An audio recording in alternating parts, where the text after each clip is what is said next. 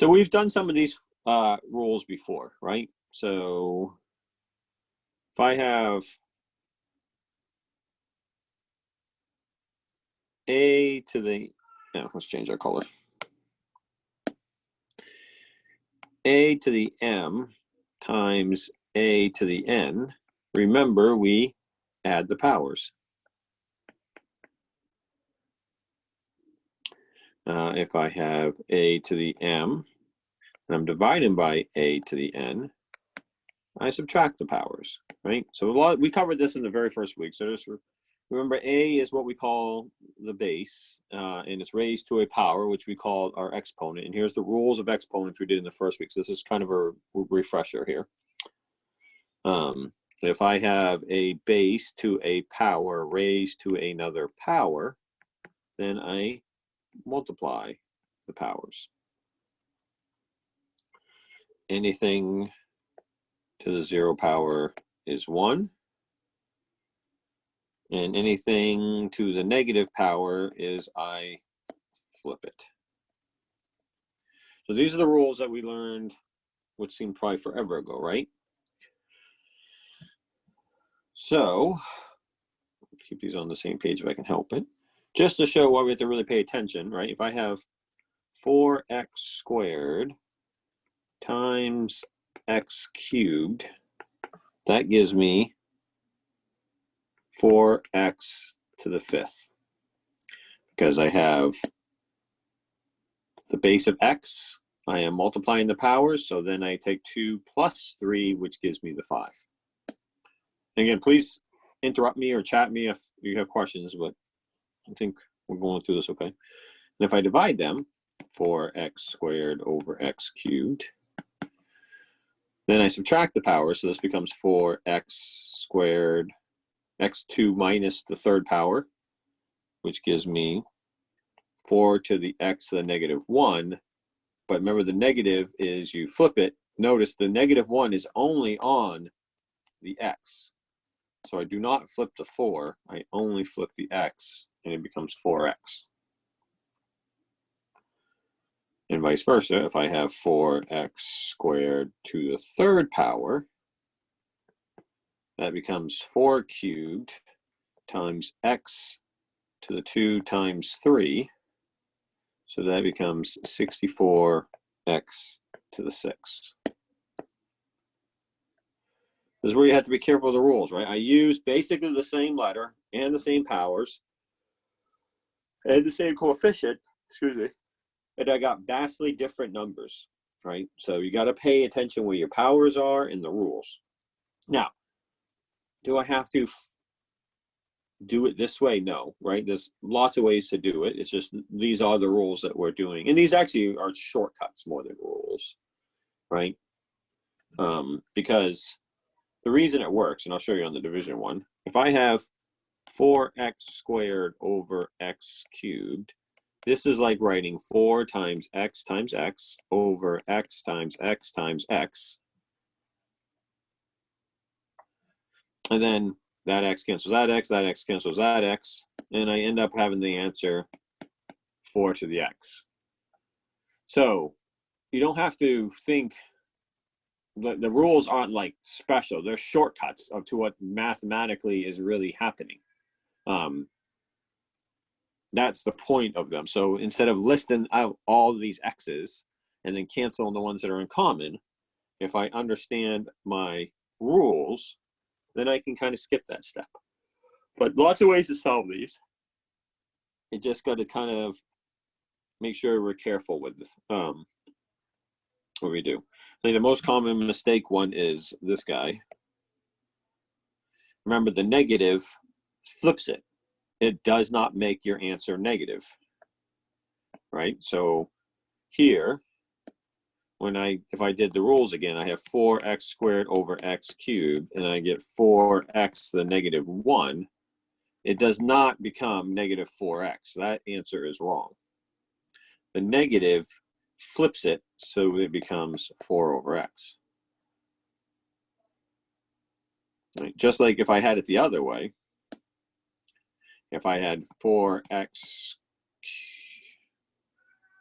I'm trying to figure out how to get a negative on the bottom. Well, let's do it this way.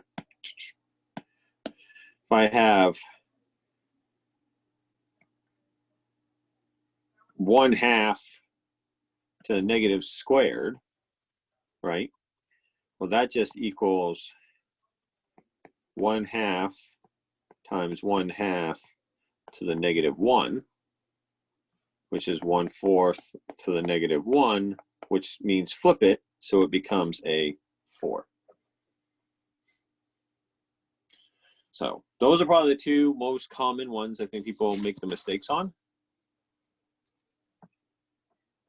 And those are all the rules, right? So it doesn't get, there is no weird problems or like different types. That is it.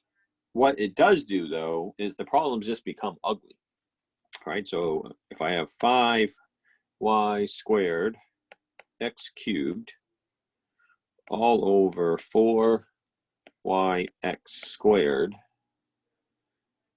times 2xy cubed all over xy to the negative 2, right? If you notice here, there is no plus minus anywhere in here. I'm not adding or subtracting anything. So this is considered one term. Remember, terms are separated by addition and subtraction. So therefore, I can only use these rules when I have one term. If there's an addition and subtraction in there, I cannot use these rules. So make sure you pay attention to that, right? Just like in whatever chapter we just did, the polynomials, right? Polynomials are what gets people in trouble, the pluses and minuses. So this is one term. And since it's one term, I can break it apart, right? The commutative property says I can rearrange things. So I can rearrange this as, what did I do wrong here? Oh, I got my 3 in the wrong space, sorry. The 3 goes on the outside, there we go. I can rearrange these. Well, let's not rearrange them yet. Let's get rid of the parentheses. So to get rid of the parentheses, we're going to use a property we learned very first week, the distributive property. And what are we distributing? We're distributing the number on the outside to everything on the inside. All right, so we're going to use the distributive property. So if I use that property, I get 5y squared x cubed all over 4yx squared. Then that becomes 2 to the 3rd power, x to the 3rd power, y to the 3rd power, all over x to the negative 2, y to the negative 2. So now my parentheses are gone. Now I can use the new the property we learned, the commutative, which tells me I can rearrange these things, right? So I should learn to write smaller. If I rearrange these things, I'm going to put all my numbers together. So I have a 5 times 2 cubed all over 4. So I put my coefficients together, right? Then I'm going to put my x's together. So I have an x cubed times an x cubed all over an x squared times x to the negative 2. Right? And then I put my y's together, y squared, y cubed, all over y, and y to the negative 2. Now, you do not need to do this step. Right? If you have a way that you solve these and it works, go for it. Right? But I like to do it this way until I'm comfortable with it, because a lot of times people get these wrong. It's because they cancel something they weren't supposed to right yet. And that's how I get them wrong. So by moving my things together, then things work out a little bit better, right? So I'll clean this up a little bit so I can keep it all on the same page. I'll put that back on there. Just got to write a little smaller. So I had 5 y squared x cubed all over 4yx squared times 2 cubed x cubed y cubed all over x to the negative 2 y to the negative 2. All right, and that's what we got to there. Now, to do the first thing, I literally could just type that into a calculator, but 2 to the third power is 2 times 2 is 4 times 2 is 8, right? So 5 times 8 is 40. 40 divided by 4 is 10. So that first coefficient just becomes a 10. And you could easily just type that into your calculator. 5 times 2 to the third power divided by 4, and your calculator will also give you 10. Now, here's where I'm going to apply the rules. So what I do is I take my first variable, x. Now I start writing the powers. I start with the first number, right? Is a 3. I am multiplying the next number, so therefore I add the powers, not the next number, the next variable, sorry. Then I'm dividing the next one, so that means I subtract. And then I'm dividing this last one, so I subtract a negative 2. And then I do the same for my y's. I start with the first guy, 2. I am multiplying, so I add the power. I am dividing, so I subtract. He doesn't have a number on him, so that means there's a 1 there. And then I am subtracting a negative 2. Now, again, you don't have to do this step. There is multiple ways to solve these problems. I like it because now it's just arithmetic. I have 10. 3 plus 3 is 6. Minus 2 is 4. Minus a minus 2 is a plus. So this becomes 10x to the 6th power. Then again with this one, 2 plus 3 is 5. Minus 1 is 4. A negative makes that a positive. So that becomes y to the 6th. And there is my final answer. So I'm going to get a drink of water and let people look at this and ask questions if they have them.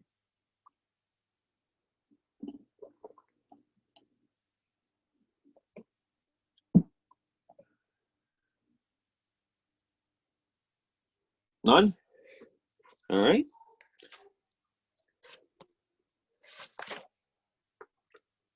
Let's do one more.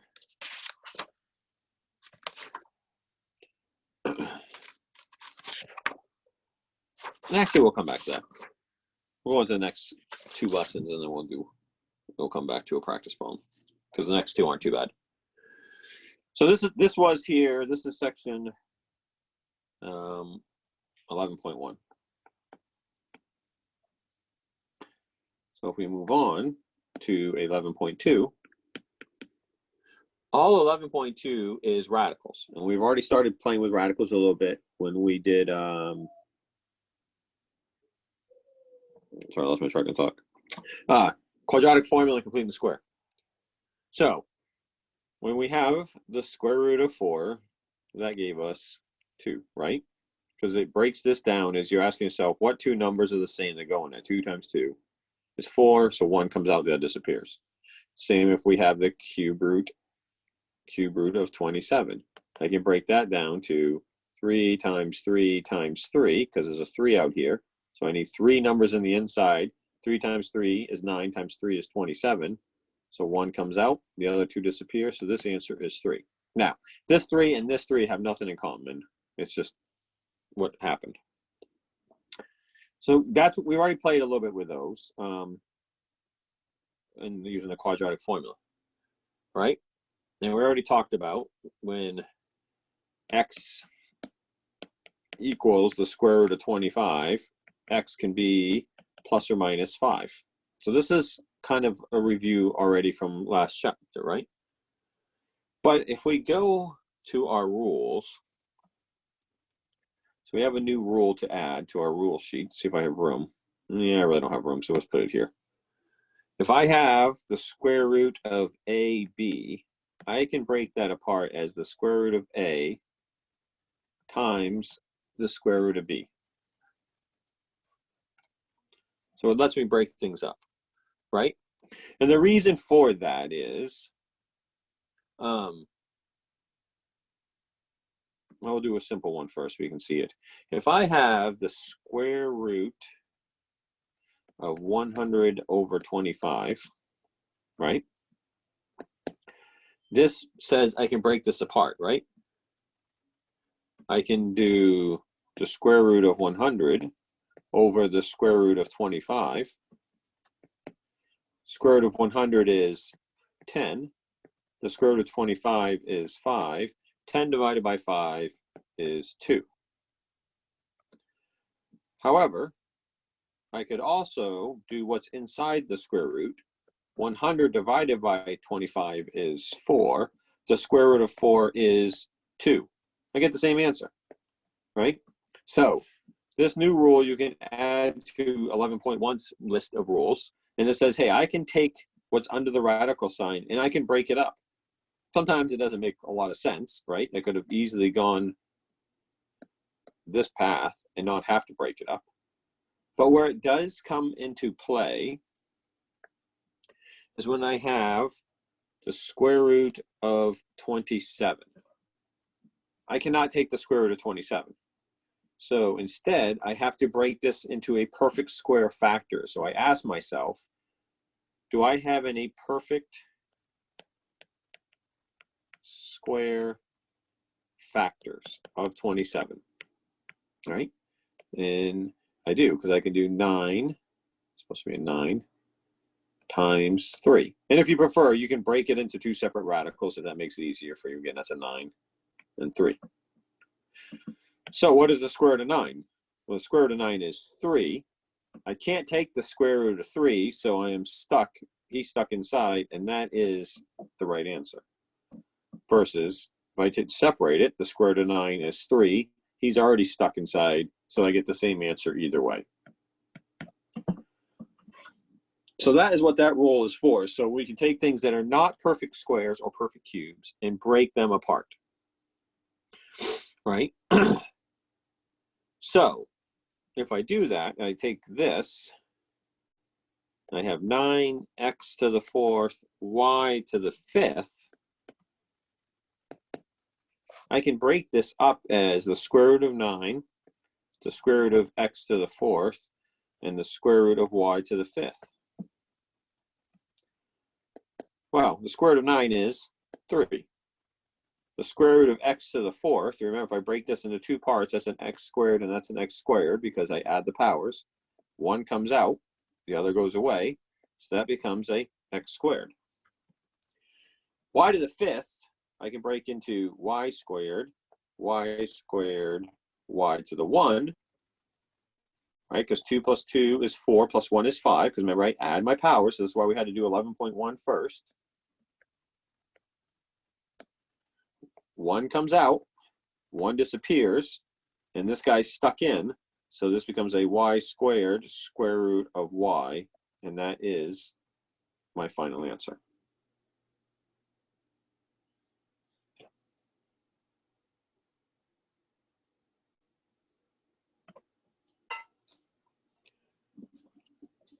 Let me see if make sure my chat's working here. See if I have any chats. I do not. All right. Guess everybody's doing good this morning. Or it's a Monday morning, everybody's just quiet. So I can do this with cube roots too. So the cube root of negative 125 y to the 8th all over x to the 15, right? Now, we'll be careful here. Probably what jumps out to you is a negative. You're like, oh, I can't do a negative number. Well, you can't take the square root of a negative number, right? You can't take, if this number up here is a even number, then you cannot do negatives until you take pre-calc.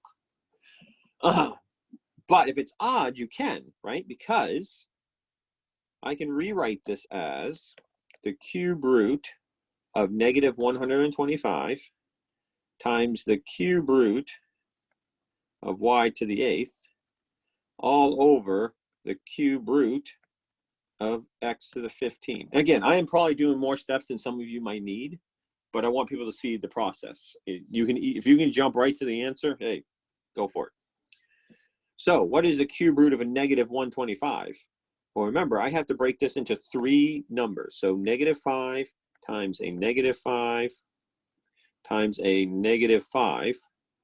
Negative 5 times negative 5 is positive 25. Positive 25 times negative 5 is negative 125. So I have 3 of the perfect numbers. So therefore, I bring out a negative 5. Here to the y to the 8th, right? I got to break that into 3 equal parts. So if I do this as y squared, y squared, y squared, so that's 2, 4, 6, 8. Oop, not an 8, so another y squared, right? Now, because it's a cube root, I need 3. There is my 3, right? So the 1 comes out. The other 2 that were part of that disappear. So I have a y squared on the outside. However, I can't forget about this guy. So he is still stuck inside. And now x to the 15, I can break him apart by being x to the 5, x to the 5th, times x to the 5th.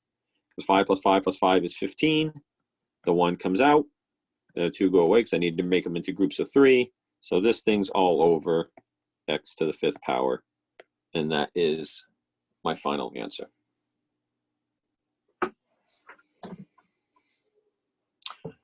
Notice all of these, none of the problems I've done yet have I had an addition or subtraction problem. Therefore, all of everything we're learning today is all one term, right?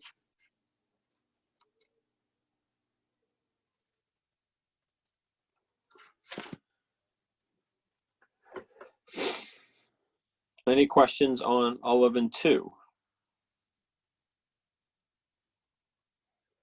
I know it might seem like I'm going fast, but you're going to see these 3 sections actually work really well together here, and then I'll do some practice problems and to make sure we're all comfortable. I'm going to do one more section, then we're going to stop there. I'm not going to do all of chapter 11 today.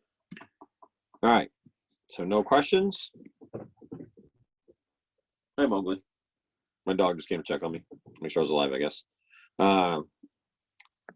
Go into 11.3 then. So the new rule of 11.3. You got the square root of a, right? Remember, we're lazy mathematicians, but this is called a square root. So there's actually a 2 out here. And again, we're lazy mathematicians, and there's actually a 1 on this variable. Well, I can take my radical form and turn it into your favorite thing, a fraction. So this becomes a to the 1/2. The number on the inside goes to the numerator. The number on the outside becomes your denominator of your exponent. So say I have the cube root of x squared, then this equals x to the 2/3 power. My number inside goes up top. Oops, not eraser. My number on the outside goes to the denominator.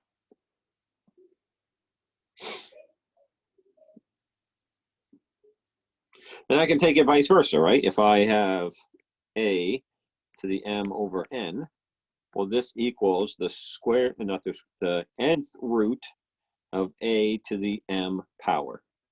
So I can jump back and forth. And you might be asking yourself, why would I ever want to do this? Well, if I turn my problem into fractional form, then I am back to the rules of 11.1. And I don't even have to worry about the radical sign. I actually prefer the fractional form because then all I have to do is the rules from that section versus trying to do these kind of rules. All right.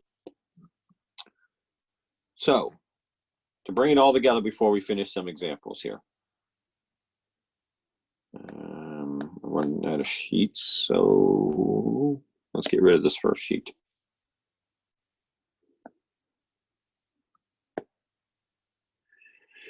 Here's what we've learned today.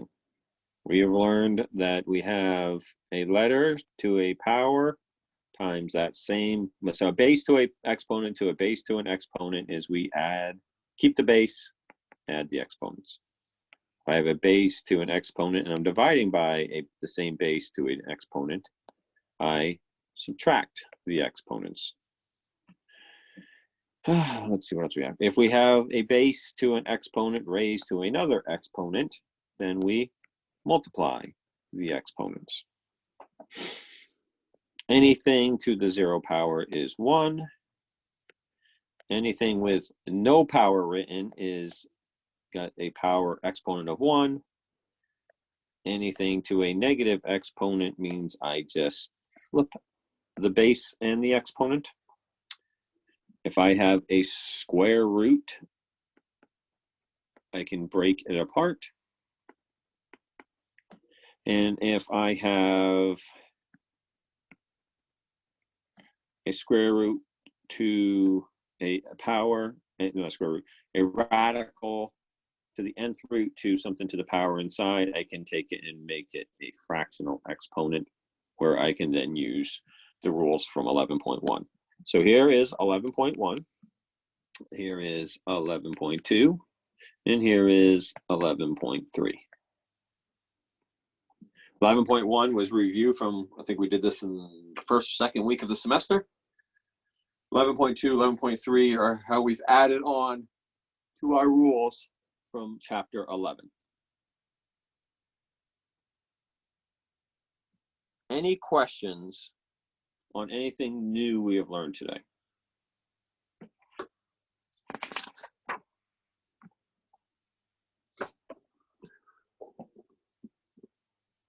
All right, let's do a couple practice problems then.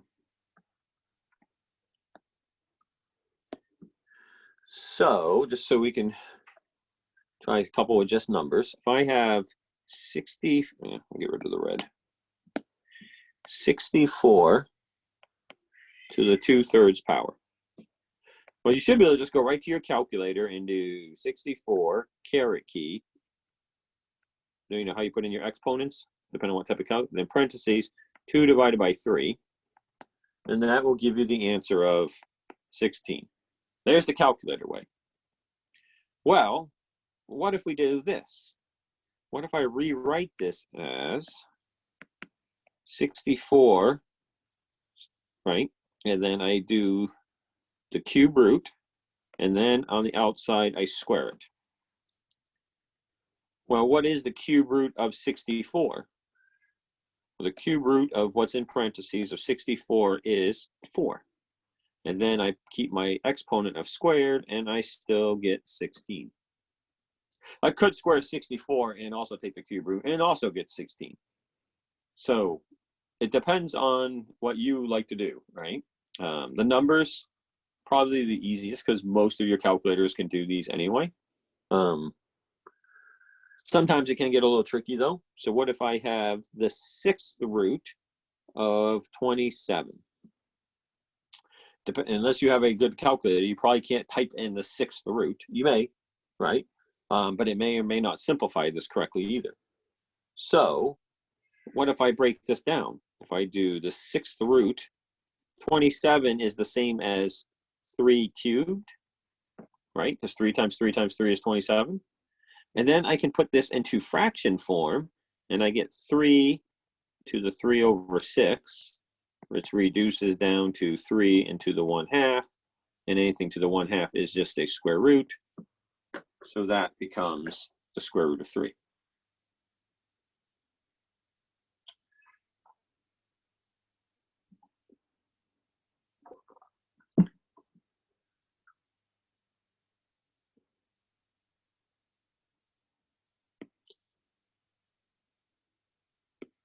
All right, still no questions? All right. It's good. So now let's add a couple variables here. What if we have 2x to the 1/3 power, all cubed, right? Well, if I apply the rules from 11.1, the first thing I can do is distribute through. So this equals 2 cubed x. Well, 3 times 1/3 is 3 over 3. So 2 cubed is 8. 3 over 3 just becomes 1. So the answer becomes 8x.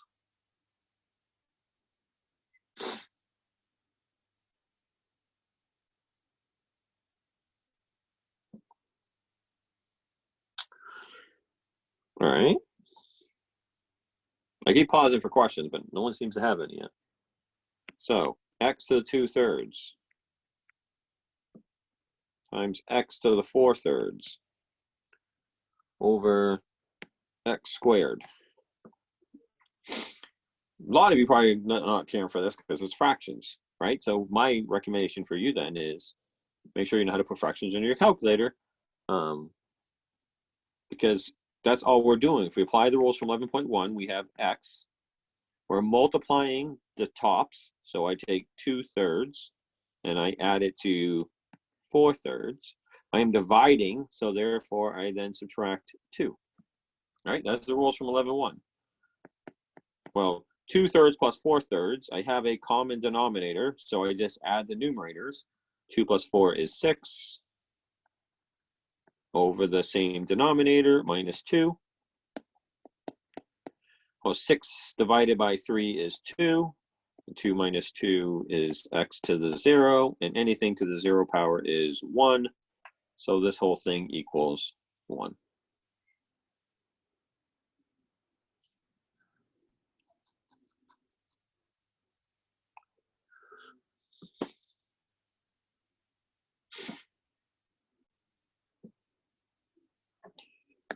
All right. Square root of 36x to the 5th all over the cube root of 8x cubed.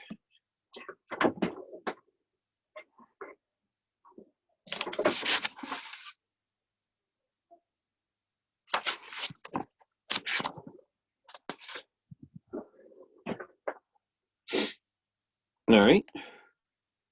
Well, what's the square root of 36 is, well, let's just break this apart the way everybody can see it. That's 36. That's x to the 5th. That is the cube root of 8 times the cube root of x to the 3rd. Square root of 36 is 6. The square root of x to the 5th, right? Well, now I know my little fraction trick. I know that's a 2. So I just need to take what's inside here and make that divisible by 2. So if I rewrite this as x to the 4th times x to the 1, 4 divided by 2 is 2, so this becomes an x squared. 1 is not less than 2. I mean, 1 is less than 2, so he's stuck on the inside. So when you know you finished a problem, when the power on the inside, 1, is smaller than the root power. So that means he cannot be simplified. Cube root of 8 is 2.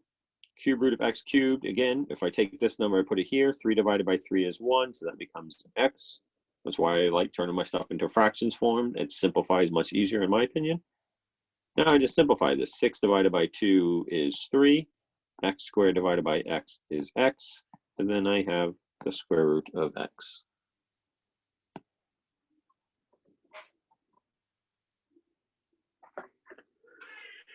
Now, one thing that we typically don't like to do is we don't like to leave radical signs in the denominator. This is called rationalizing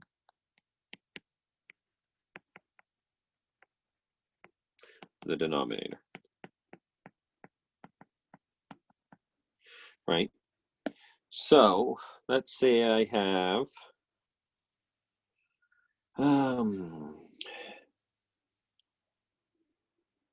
square root of 25 x to the 5th all over the square root of 2x.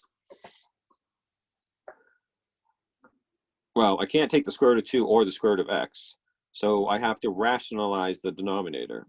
And to do that, I have to get rid of the square root. But the best way to do that is to multiply it by its same thing. because square root of 2x to the square root of 2x. The reason for that is then I have 2x times 2x. Remember, the whole point of having a square root is having the two of the exact same things inside, which I now do. So therefore, this whole thing just equals 2x. What you have to remember, though, is what I do to the bottom, I also have to do to the top. Right? Because the whole purpose of this is to multiply this thing by 1.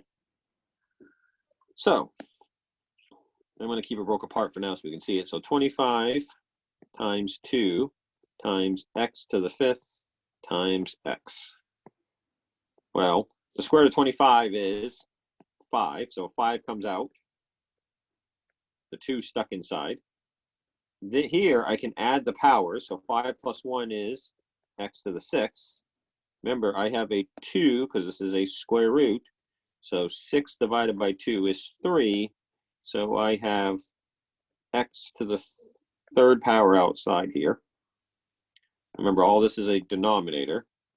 So now I have 5x cubed square root of 2 all over 2x. Those x's can simplify, so I have 5x squared radical 2 all over 2.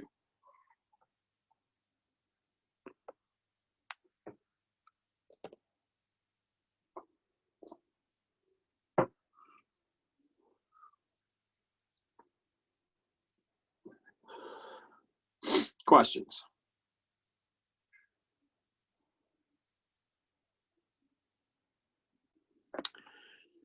All right. To recap, here is everything we learned today, plus we also learned about rationalizing the denominator. So there is everything that we've learned today. We also talked about our plan ahead. So today is basically done. We did sections 11.1 to 11.3. Next class, we will finish out chapter 11, which is, I believe, 11.4 and 11.5.